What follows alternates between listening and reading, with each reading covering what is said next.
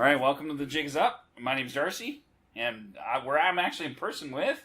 Me. This guy. Jason has returned, and we're actually doing this in person. Last night we had some technical difficulties, so we're trying my backup here today, and hopefully it works. The tech man is on the job. Something like that. So today is the 28th anniversary of Oka, and I just want to give a big shout out to all the warriors that were there and that started that, and are now a piece of Canadian history. Well, and really set a precedent. Yeah. For all resistance that's been going forward. That probably wouldn't be Standing Rock today if it wasn't for Oka. Absolutely, and I think I watched a documentary where they're talking to some of the organizers of Idle No More, and even they said that their drive came when they were younger and they saw what happened in Oka. That was really the part that launched them to the point where eventually they were activists or initiators of Idle No More in their area. So, I mean, it was a huge thing. It impacted a lot of people. And I know for me here in Alberta, like I remember my dad, we didn't really talk about it much. I was 15, but it was, it was just them damn Indians are making noise out east. But he didn't like anybody from out east, so it was kind of just mixed in with the general dislike for the eastern provinces. Well, that's because if you're in Alberta, we know that nothing good comes from the east. That's right. That's absolutely it, yeah. So that's my memories of Oka. I mean, I didn't even understand what it was about or what happened, or I didn't even know it was as long as it was. Well, in the dark ages when we were kids, you only had the news. Yeah. So if it wasn't on CBC, that's all you got. Yeah, and at 15, I wasn't a big CBC fan. Yeah. Or, the nightly news at 6, I wasn't a big fan. Yeah, you weren't tuning into Peter Mansbridge. Especially summers in Sylvan Lake. For those who don't know Sylvan Lake, it's a huge tourist place here in Alberta, in central Alberta. So there was not a lot of interest in the news in the summertime in Sylvan Lake at the beach. A young man of 15 at the beach. Yeah, I had my own mode of transportation, so no, it was not a high priority. But learning about it later, it's just, I mean, it's heartbreaking to watch the videos now, the documentaries and things like that, and see what actually happened. I mean, same thing with Gustafson Lake, which I think the anniversary of that's coming up soon. It's just it's almost hard to believe that the Canada that I grew up with, in all these, you're told all these great things, is that Canada that just would do these things. So that was really the first time for me I started to have to reconcile that maybe the history I learned about Canada wasn't the history that actually happened. So for me, that's what Oka really was that bursting of the bubble of, the RCMP are great and Canada's awesome and we are all happy here. And I was like, didn't seem that way. So. Well, it was the first time that we'd ever saw really an armed standoff between two groups of people on the news. Yeah. That's usually stuff you saw in different countries, not something that you see here. And so it would really, looking back on it, those images resonate, but you don't really understand the magnitude of how they impact you till later. Yeah, absolutely. And even now, it's heartbreaking. Like, I can't, it's hard to watch the documentaries and stuff because, I mean, it's just the things that were done. I mean, the throwing rocks at vehicles and the police just standing there letting it happen. I mean, it's terrible watching that stuff. And even today, for me, it's still hard because it happened in the past. I'm like, man, I still can't believe that this stuff would happen. Yet, we're leading into a similar situation with the pipeline protests in the West Coast. Mm-hmm. So, and we just watched the same thing. So you look at the time frame difference between Oka and Standing Rock, and really there's, I mean, there's a border difference, but the end result is the same. The position of the government versus Indigenous people is the same. And you watch as the pipeline, actually takes shape and begins under construction, you're going to see the same thing all over again. Yeah. And so what's really a very sad commentary is that the Canadian state and the Canadian consciousness really hasn't moved anywhere since Oka. No. Yeah, 28 years, and we are still getting threatened. Protesters are getting threatened with military action if they don't move for a pipeline. Yeah. Which 28 years ago they were getting threatened with military action for not moving for a golf course resort. Mm-hmm. So yeah, it's very sad to see that we haven't made any real progress. And you talk about these successive governments of liberal, conservative, and liberal and conservative, and they all do the same thing. There was a video I watched recently of Russ Diabo talking at an event about how, some of Trudeau's policies and things like that are just continuations of extinguishing the land and your rights to the land, extinguishing Indigenous rights under the new terms of nation to nation and reconciliation. But it's really the same policies. So we're not really moving the ball forward. We're still kicking that old ball around of let's get rid of the Indians. Yeah, and I think that's really what it boils down to, is the Canadian states only ever had one objective, and that is to gain, autonomous control of all the resources. Yeah.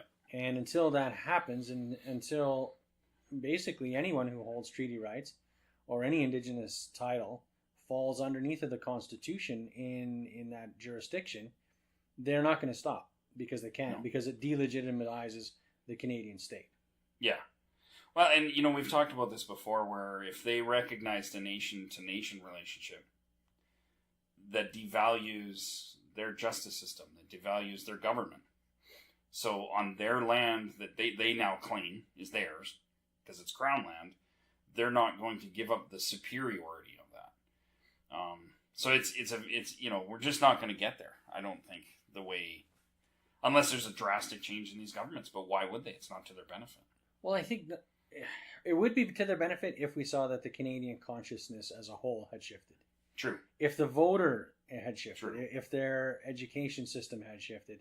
But when we see, a Standing Rock on the news, when we see people talking about whether it's mining in Ontario, nuclear waste disposal, or pipelines, the news media and the perception of what Indigenous people are fighting for hasn't changed in 30 years. Yeah. So the outcome of Indigenous negotiations with the federal government can't change. Absolutely.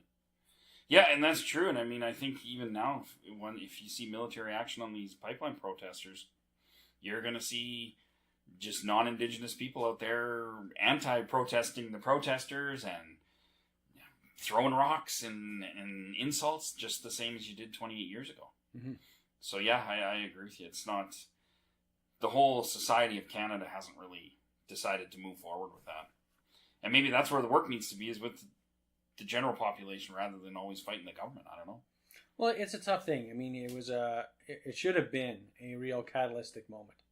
What it really serves today for me is a real eye-opener to the great gulf that lies between Indigenous people and their perspective of the land and this land that we call Canada and the settler population. Yeah. Two very different people, two different very perspectives coexisting and really fighting for the right to the land. Yeah.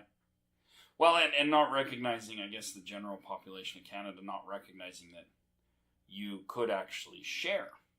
It's not necessarily one has to be superior over the other. We could be looked at as equals. But again, that would unbalance the entire Canadian system, really, because it's formed on a superiority.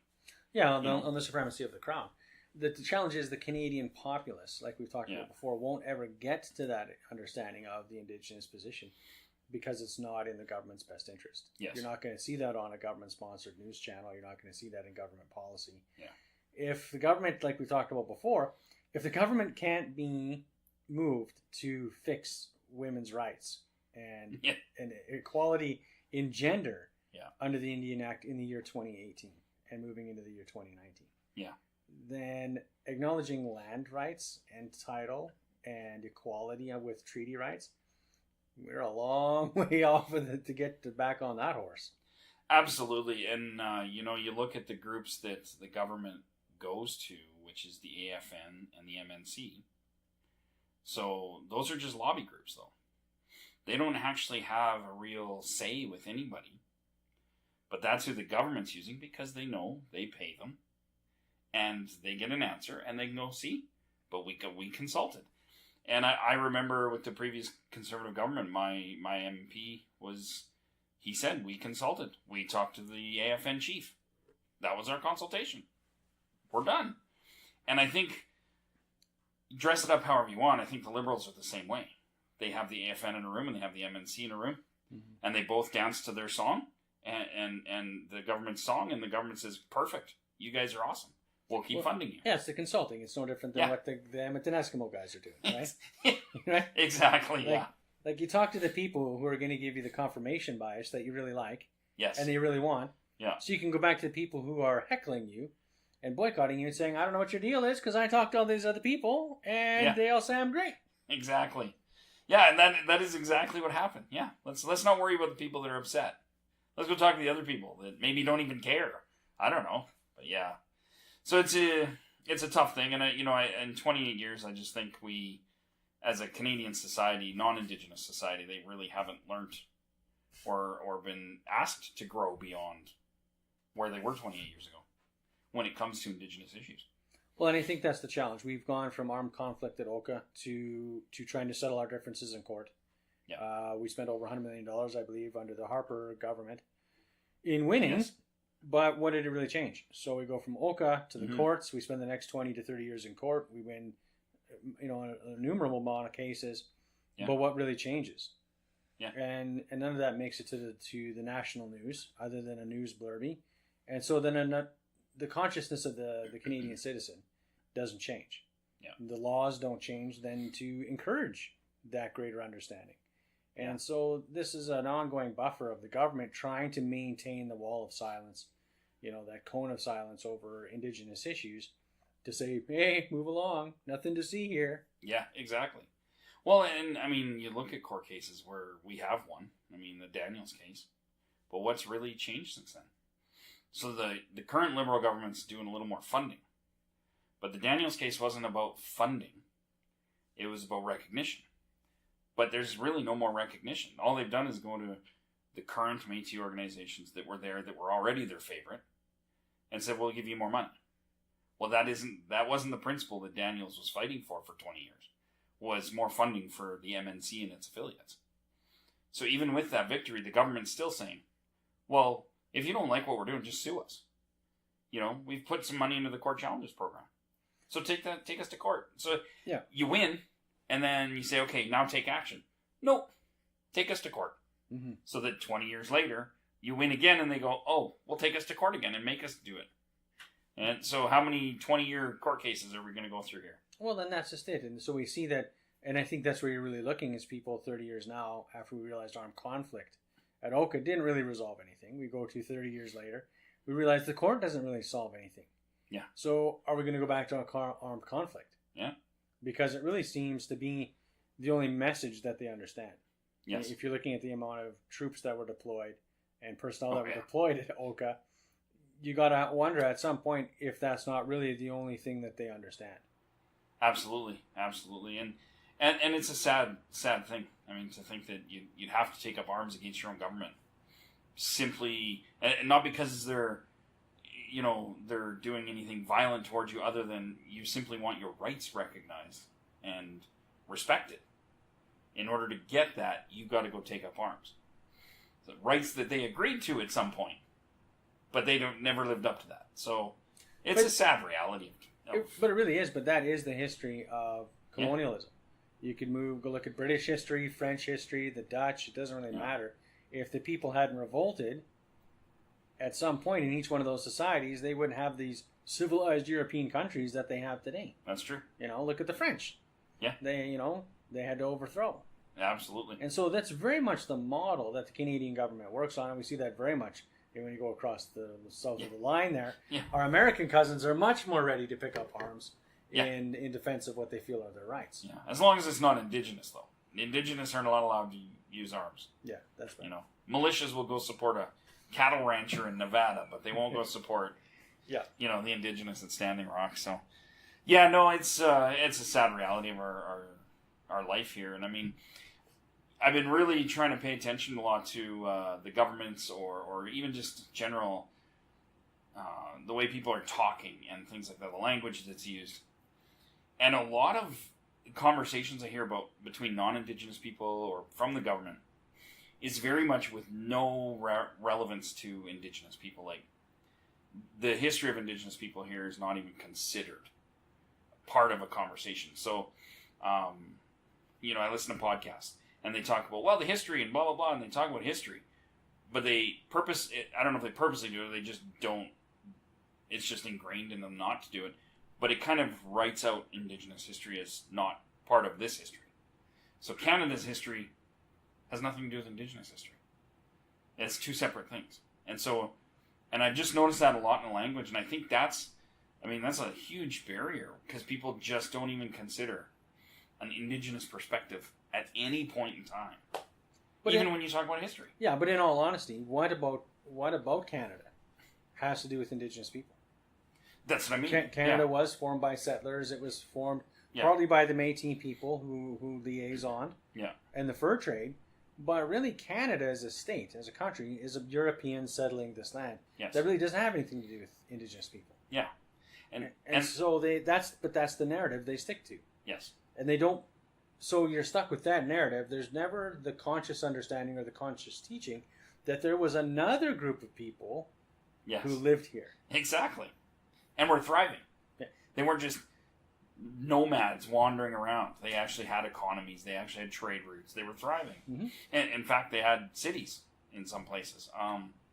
And that's what I mean. You listen to that language and you realize how completely cut off the general population is from understanding. When you talk about the history on this land, they're talking about the history from Europe to here. Mm-hmm. Not here and then Europe to here. And then when you look at what the government does, they make decisions every day that have no thought put into how that might affect Indigenous people.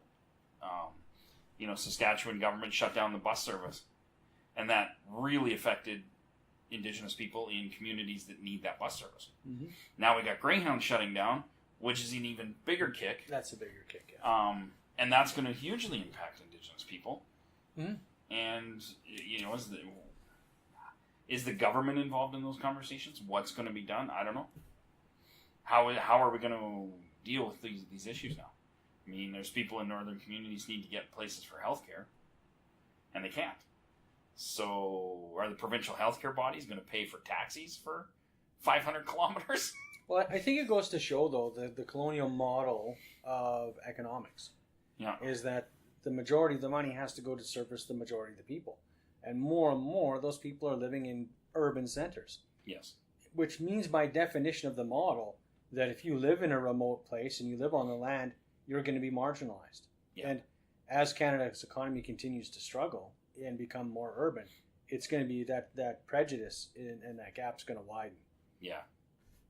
Yeah, and it's really, it's a sad state of affairs, but, it's kind of a double kick to Saskatchewan with the whole Greyhound shutting down, but... Yeah, I guess. It is, and I think that's the challenge, though, when you have so many of these, what we call essential services, but they're privatized. Yes. These people own these assets to make money, and it's largely become unprofitable. So you can't fault a business owner when you're saying, well, I can't run a deficit. No. But at the same time, this is the problem with this capitalistic market we live in, is the bus is an essential service. Well, and I think that's the problem, too. Obviously, with government, there's so many problems where they don't care how they run it. They're going to just spend a ton of money, and if it doesn't work, well, then whatever. Yeah.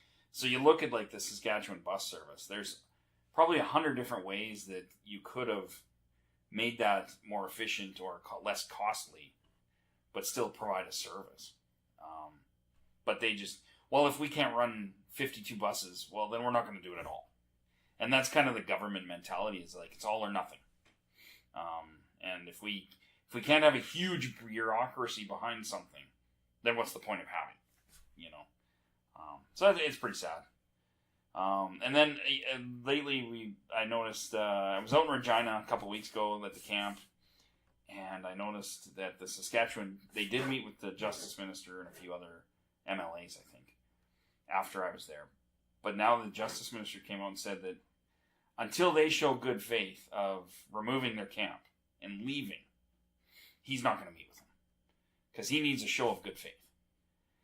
And I think this kind of goes along with the whole conversation we're having of, that's a very colonial mentality, because what is good faith? So is it good faith doing whatever you tell them to do? Or is good faith the thousands of missing and murdered women that these guys are having this camp for? The injustices of Colton Boushie and Tina Fontaine that the camp is there for? Is that not good enough faith? So I don't know. That's a very colonial mentality of...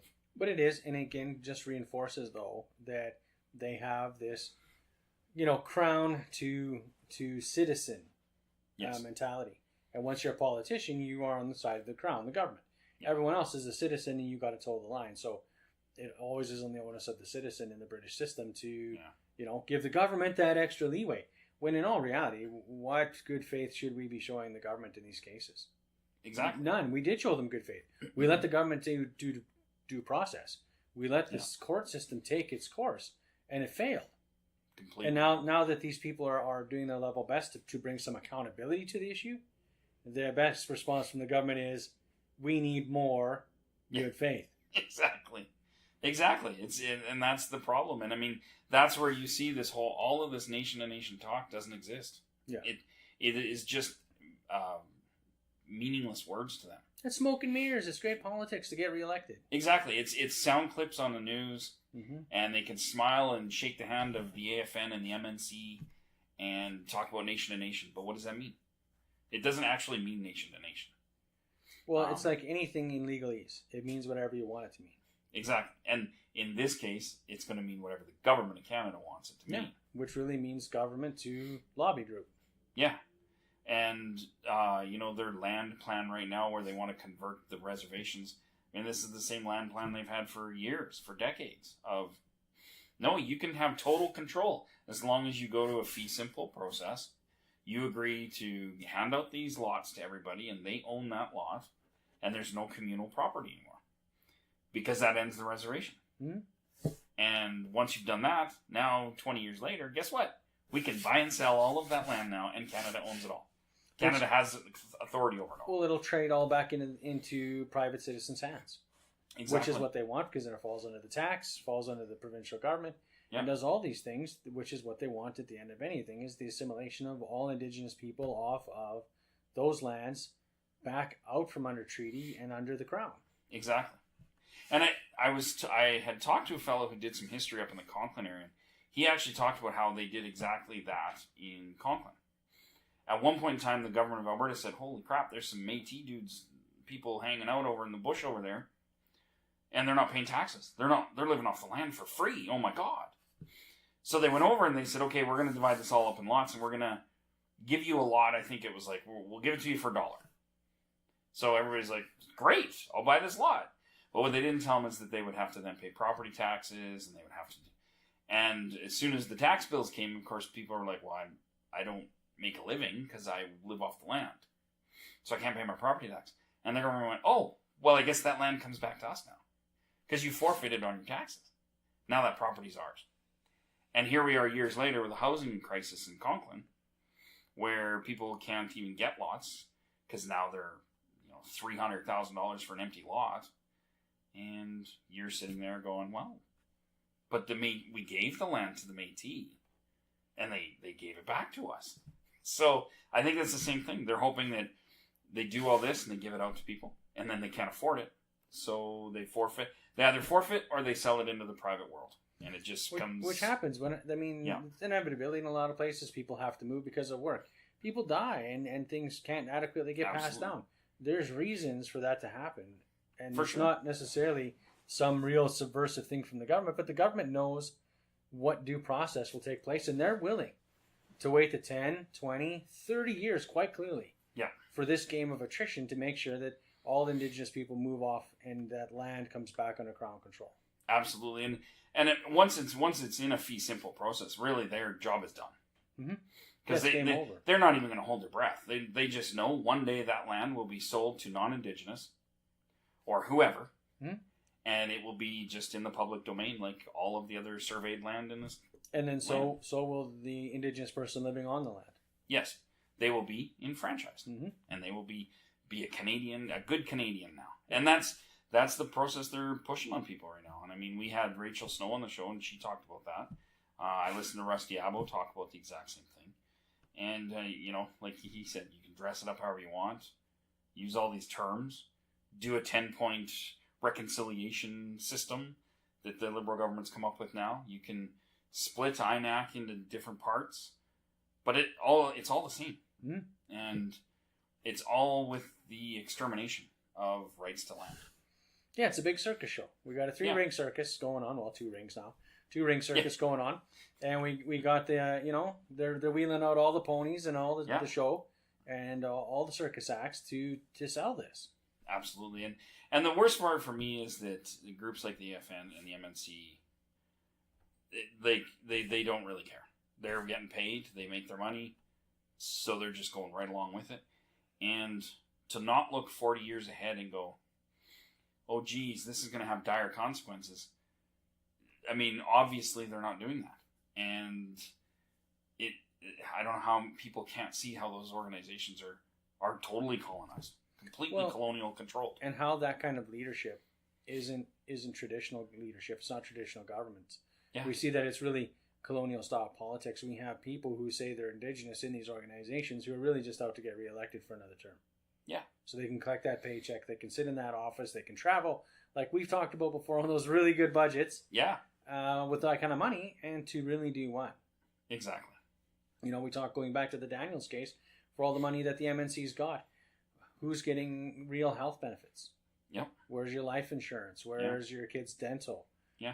We've got some housing, but that's under the MNC's control, and we haven't seen how that's going to be rolled out to like you said, to deal with housing crisis in Conklin. Yeah. Will that money actually hit the ground before the Liberals are out and we see budget cuts? Who knows? We don't know. And I don't suspect. I have a very cynical view of all that. Obviously, everybody knows, but that's exactly it. I mean, where does this all lead when they're just saying yes to everything and taking money? I just read today that president of the MNC was off talking to the UN about biodiversity, and I thought, well, that's great to talk about biodiversity of our plants and animals.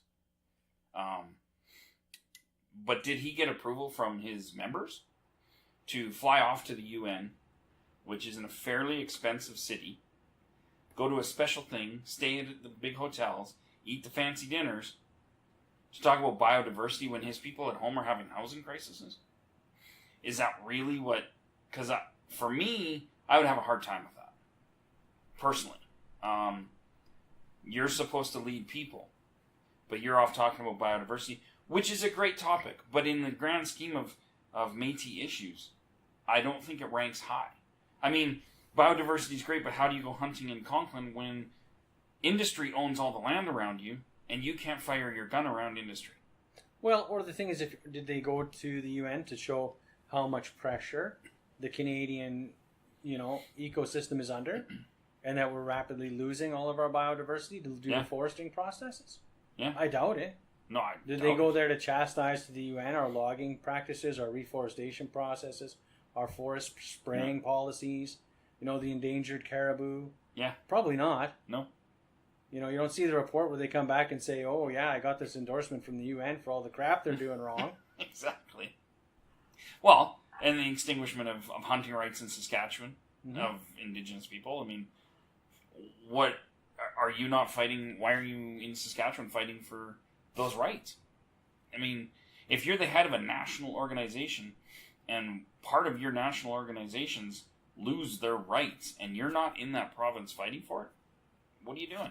But you're off with the UN talking about biodiversity.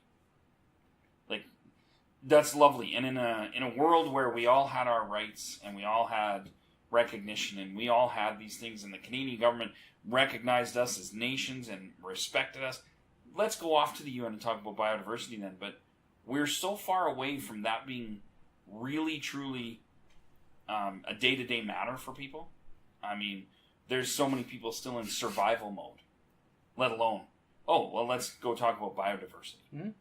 Yeah, there's people who can't basically make it month to month, who are living in shamble conditions. We have a huge geographical landmass like Saskatchewan, where people's rights have been negated. Yeah. And part of the problem, I really think, is the government funding.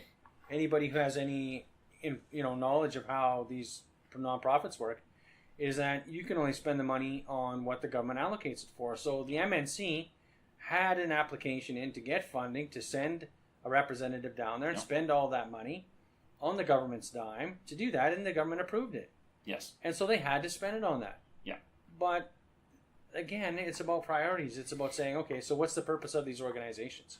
Exactly. It's to get paid. Yeah. It's to travel. It's to go talk to the UN about biodiversity on behalf of the Métis people, when the Métis people in and of themselves didn't fund that. That wasn't a mandate. Yeah. And so if you're talking about governance, how is that accountable? Yeah. How did the membership get to vote on the policies and procedures that were put in place for funding, how it was applied for, and what it could be applied and how it was used? Yeah.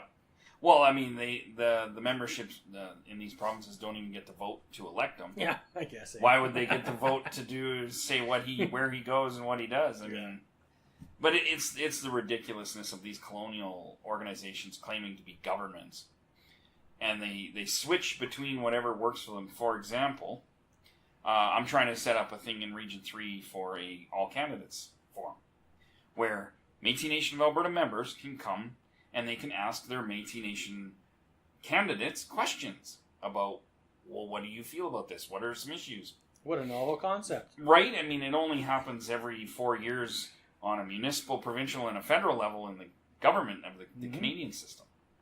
And so all of the candidates agree, except for the one person that's already working for the MNA, who's running for president of Region 3. And his response was, no, I'm not interested at all. That was it. It was a five-word conversation. So if they're not interested in what their members want to ask them or talking to their members, then it's very clear they don't care. Well, they're not there to care. They're there to make grant proposals, get grants, and do whatever they want. And I think that's the real problem with a lot of the accountability that goes on, is you go to the whole, I mean, you and I aren't big M&A fans. No. But again, we believe in accountability, transparency, and if you're going to talk the talk, then you should walk it. And here you've gone to this whole effort of providing that opportunity that in every other form and level of government goes on. You see that in the city of Calgary. Absolutely. They have those things. I can come out to Whitecourt. You can go see when they're going to get elected. They have an open forum and you can go ask to beat the Liberal and the Conservative and anybody's Absolutely.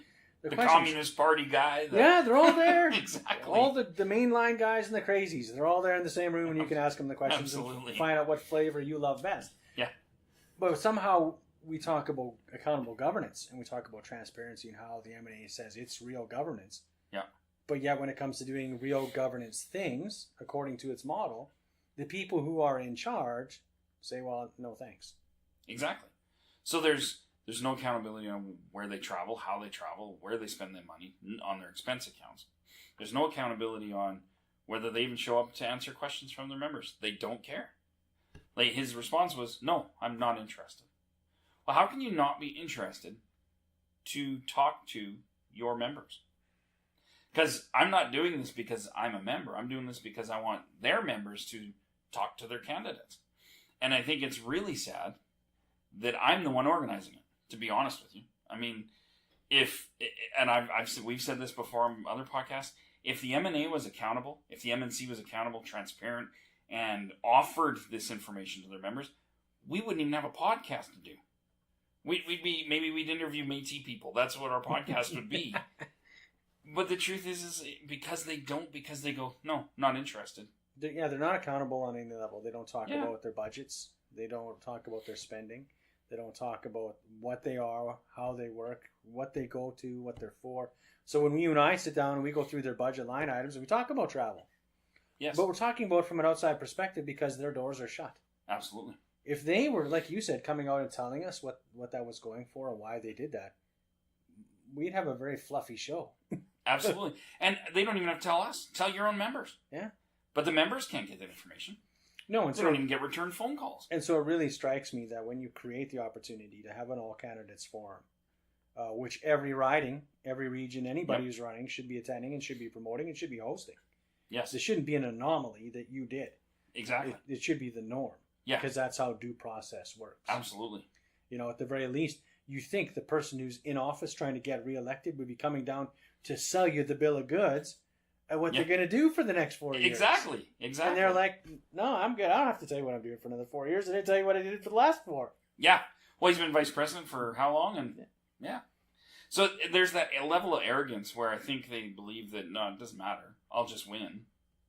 Because I'll get my 100 friends to show up at the polls. And I know these other guys won't. But I think in certain regions, I think that's going to change this year. But at the same time, is that really going to amount to enough change? Because if you change 70% of the people there, but you still have Audrey at the helm, and you still have that old guard up there at the top at Edmonton. What changes? Well, and you and I both know, we've been around it with Robert's rules long enough, that when you're talking about bylaws and what you can do and you can't do, and you're trying to get a motion passed and you're trying to repeal something or change something in that bureaucratic system, you find out what real colonial government is really all about. Absolutely. Yeah. Yeah, and I mean, I also found out something interesting about elections too, is you can actually hire Elections Canada or I think you can hire Elections Alberta as well to run an election for you. So, we've talked about the technology. Okay, you can go online and do these elections for, I don't know, I think we priced it out at about $10,000. Okay, if that's not safe enough for you, you're still unsure about this whole internet web thing and how safe that is, so then just go hire Elections Canada. Say, look, we got this election. Here's our $20,000. Run our provincial election for us. But even if the reality is, if you can apply to the government for funding to go talk to the UN, why can't you apply for the government to help you with an election? So if it costs you $1 million, it costs you $1 million. Well, and that's the thing. They get money from the government for an election. Yeah. I think last budget was $80,000. So what is that $80,000 for? Well, in my books, it should be to pay Elections Canada or whoever to run that election. But that would be third party and accountable. Yeah, but you and I both know at one level. On one hand, the M&A wants to tell you that it's plastic is real and valid ID. Yes. And it works hard to do that. Yes. Well, if it's real and valid ID, then it carries all the same things that your driver's license does. Yes. Which means if anybody who knows is worth their salt, and you and I can do this, and we're no gurus of the internet, can look at election software. Yeah. That ID can be used in total secrecy and validation for online elections. Yes. So even remote communities could be engaged in polling. Absolutely. And by God, I hope more than 1,000 people turn out at the next election. Well, and that's the thing, and you want to talk about accountability, you want to talk about transparency. What's more transparent than hiring a third-party company who has no interest and cares very little to nothing about what your election is about, to run the election, tally the numbers, and send you the result? Well, that's how real governments do it. Exactly. Because Elections Alberta and even Elections Canada aren't run by the government. Exactly. Those are arm's length things. Yeah. There's checks and balances in there, and because the reality is when an election's called, then there's no government. Yeah, exactly. And so Elections Alberta, because I work there and I've worked for the federal, they don't work for the government. Yeah, they're not directly. Because there is no government. Yeah, because there isn't one. Yeah. And so I think that's the reality. Is if it was a real government, if the M&A was a real government, if the MNC was a real government, they would have third-party elections because that's what real governments do. Yeah, because they would dissolve the moment they called the election. Mm-hmm. That Audrey would not be Madame President anymore. No. The other thing that I think is hilarious is the fact that she's out there campaigning on M&A money. Well, all the other candidates have to spend their own money. And because I know when I was in Conklin listening to her do a town hall speech, long before the election was called, she started campaigning and saying, when I'm reelected, this is what I plan on making sure that you guys get housing. When I'm elected, I plan on making sure this happens. So she's out there making campaign promises 6 months before anybody else because she knows what's going on. Mm-hmm. And she's getting paid to travel around because they applied for grants from the government to travel around the province and do these town hall meetings. But meanwhile, she gets to campaign at every town hall meeting, which really isn't fair and equal. She should have to raise her own money separate, be completely separate from her job. Mm-hmm. But it's not. Yeah. But that's because we know it's not real government. It's exactly it. It's a non-profit corporation that says they're a government. Yeah, that wants to tell you that. It sells you a piece of plastic that says citizenship on it, and you believe it. Yeah. So, well, the last interesting thing I had, and this is actually it's funny in a way. They're thinking of redoing the Municipal Elections Act here in Alberta. And so the government of Alberta has a survey right now. You can go and answer a bunch of questions of what you think should be changed. One of them was the ID. Here's all the valid forms of identification on a municipal that the Municipal Elections Act recognizes. One of those cards is your Métis Nation of Alberta card. But nowhere on there was your Indian Act status card. So the status card that the Government of Canada issues is not recognized on the municipal level as valid ID to go to the polls with. And I was like, so, we're talking about colonial governments. I'm like, you guys can't even use your own ID? Like, but it really shows. It really shows how did the MNA get their membership on there? Lobbying. Yes. They lobbied the provincial government to have their ID do that. Absolutely. And the reality is, you and I both know, if we hit that 20 or 30,000 mark in membership in our organization, we too could lobby the government to have it on that list. Does that make my ID valid for who's Métis and who's not? No. It makes it valid if you want to vote. Exactly. All it does is say, this is a valid form to say your name is Jason and here's your picture. Yeah. And you live at this address. And I am who I say. It has nothing to do with my Indigenous identity. No, not at all. And I think people get confused. Absolutely. They think, well, the government of Alberta is backing this membership card as a valid form of your Indigenous identity. Yeah. And I think that's a leap too far. It is. Especially when you look at the list of IDs, there's a lot on there that are like, I mean, you can get somebody to sign for you still. Mm-hmm. So, really, it's not an encompassing list. It's not a very strict list of IDs. It's like, whatever. If you got a club card, you can use your Costco club card if it's got a picture. Mm-hmm. It's almost on that level. Pretty much. So I just thought it was funny. There's no, your Indian Act status card isn't good enough to be on that list. But see, the AFN is letting its membership down. What kind of a crappy lobby group is that? Exactly. So that's I don't know. That's all I had this week. It's a bit shorter podcast because we got backup equipment and we have a limited time. So. Otherwise, it's always limited time. We could go for hours. Oh, yeah. If we set up a mic and a computer with endless recording, we could record for 10 hours, I think. Next time we take a trip to Saskatchewan, it'll be a 6-hour show. That's right. We'll just break it up in chunks. It'll be 7 episodes in a row. Every time we got to stop for gas. Right on. All right, guys. Well, until next time, get out there and check us out on Patreon. The link will be in the description. And, pledge $1 or more if you like the show. If you don't, send us feedback at metipodcast@gmail.com. Otherwise, get out there and be good ancestors. And until next week, the jig is up. You are the spark that's starting a fire that will spread across this land. And it will be a fire that doesn't burn, but a fire that cleanses. A fire that ignites in our hearts and creates light. No more living in darkness. Our time